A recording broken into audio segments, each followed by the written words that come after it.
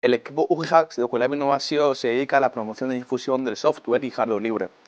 El equipo se dedica especialmente a introducir a las personas en el mundo making, mediante la promoción de información sobre impresoras 3D y electrónica.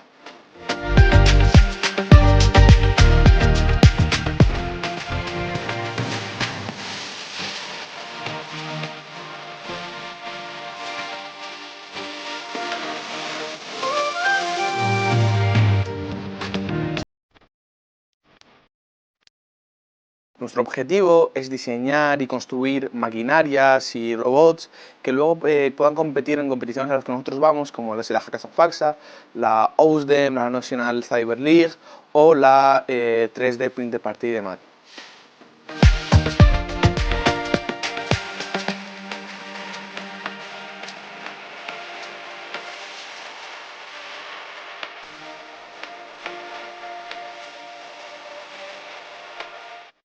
Jubilab Innovación es un proyecto coordinado por la Cátedra INCREA del Vicerrectorado de Innovación, Transferencia y Divulgación Científica, que cuenta con la ayuda de la Generalitat Valenciana.